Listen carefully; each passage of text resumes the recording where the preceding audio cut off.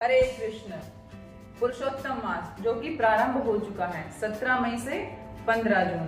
पुरुषोत्तम मास, इस मास को सभी मासों का राजा कहा जाता है। भगवान श्री कृष्ण कहते हैं कि इस मास में जो भी कार्य किया जाता है, जो भी यज्ञ दान तप आदि किया जाता है, उसका हमें 1000 गुना फल मिलता है। हमारी पिछली वीडियो में हमने आपको बताया पुरुषोत्तम मास की कथा के बारे में और उसकी महिमा के बारे में। अभी हम जानेंगे कि हमें पुरुषोत्तम मास में क्या करना चाहिए और क्या नहीं करना चाहिए।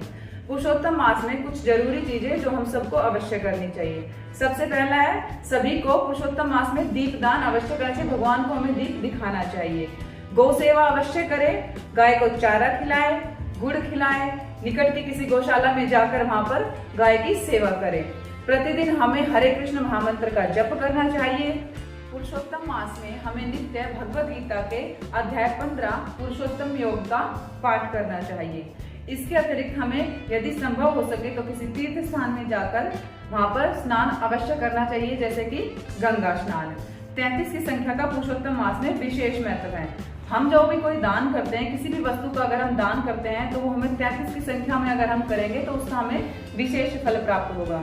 और पुरुषोत्तम मास में जितना हो सके अधिक से अधिक कथाओं का श्रवण करना चाहिए। तो अब हम जानेंगे कि पुरुषोत्तम मास में हमें क्या नहीं करना चाहिए।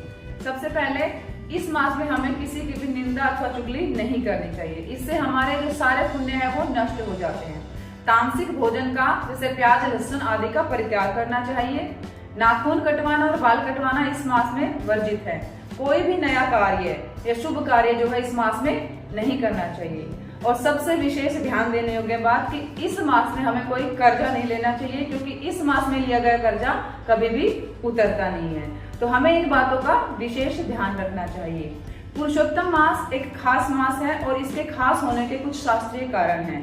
तो यहाँ पर 3 शास्त्रीय कारण जो है हमें मिलते हैं। सबसे पहला, भगवान श्री कृष्ण कहते हैं कि जो पुरुषोत्तम मास है वो उनको कार्तिक से भी अधिक प्रिय है। दूसरा, स्कंद पुराण में वर्णन मिलता है कि पुरुषोत्तम मास में हम जो भी कार्य करते हैं उसका 1000 गुना फल अधिक प्राप्त होता है। और नारद पुराण में बताया गया है कि इस पुरुषोत्तम मास में जो कोई भी व्यक्ति कोई व्रत या तप आदि करता है उसको यमलोक नहीं जाना पड़ता। तो ये है 3 शास्त्रीय कारण जिसकी वजह से पुरुषोत्तम मास इतना विशेष है। अब पुरुषोत्तम मास में इतनी महिमा होने के कारण इसकी किस तरीके से सरल विधि से हम पूजा कर सकते हैं। पुरुषोत्तम मास में पूजा की विधि अत्यंत सरल है। सुबह ब्रह्म मुहूर्त में उठकर हमें स्नान करके भगवान की सेवा करनी चाहिए, भगवान की आरती करनी चाहिए। तुलसी महारानी को जल अर्पित करें और तुलसी महारानी को दीप दिखाएं। तुलसी महारानी की परिक्रमा भी करें। तो इस प्रकार पुरुषोत्तम मास में पूजा करने की विधि अत्यंत सरल है। पुरुषोत्तम मास के व्रत का पालन कौन कर सकता है? बच्चे, बूढ़े, स्त्री, पुरुष सभी इस पुरुषोत्तम मास के व्रत का पालन कर सकते हैं। और अगर पुरुषोत्तम मास के व्रत पालन में कोई त्रुटि हो तो हमें भगवान पुरुषोत्तम को क्षमा याचना कर लेनी चाहिए और फिर से व्रत का पालन करना चाहिए।